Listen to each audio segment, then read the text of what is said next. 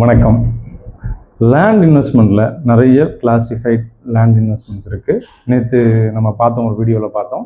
இன்றைக்கி என்ன பார்க்க போகிறோம்னா, டிடிசிபி பிளாட்டில் இன்வெஸ்ட் பண்ணலாமா இல்லை ஃபார்ம் லேண்டில் இன்வெஸ்ட் பண்ணலாமா அப்படிங்கிறத பற்றி தான். ஒருத்தவங்க உபயோகத்தை பொறுத்தும் அவங்க இன்வெஸ்ட் பண்ணுற இடத்த பொறுத்தும் நீங்கள் எப்படி இன்வெஸ்ட் பண்ணால் கரெக்டாக இருக்கும்ன்றதை பற்றி இன்றைக்கி வீடியோவில் நம்ம பேச போகிறோம்.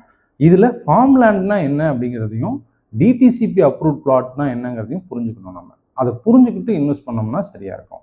டிடிசிபி அப்படின்னா directorate of town and country planning அப்படிங்கிறதோட சுருக்கம் தான் டிடிசிபி அப்படின்னு சொல்கிறது. இது கவர்மெண்ட் அப்ரூவ்ட் பிளாட்ஸ்.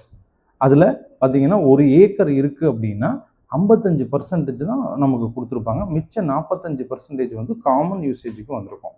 ஒரு எக்ஸாம்பிளுக்கு, ஒரு ஏக்கர் 43,500 ஸ்கொயர் ஃபீட் இருக்குது அப்படின்னா அப்ராக்சிமேட்டாக அதில் 27,000 ஸ்கொயர் ஃபீட் நமக்கு லேண்டாக பிரிக்கிறதுக்கு கிடைக்கும். மிச்ச லேண்டை பார்த்திங்கன்னா காமன் யூசேஜ், அதாவது road, park, commercial area, weaker செக்ஷனுக்கு கொடுக்குறது, இந்த மாதிரி பிரிச்சிருப்பாங்க.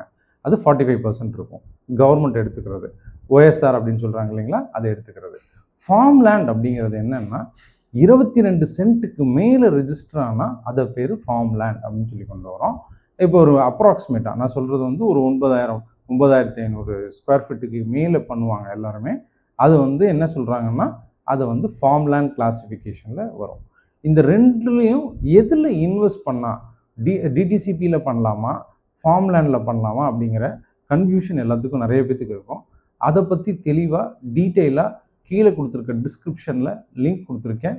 அந்த வீடியோவை பார்த்தீங்கன்னா உங்களுக்கு கிளியராக எதில் இன்வெஸ்ட் பண்ணலாங்கிற டீட்டெயில்ஸ் உங்களுக்கு கொடுத்துருக்கேன். அந்த வீடியோ போய் பாருங்கள். நன்றி, வணக்கம்.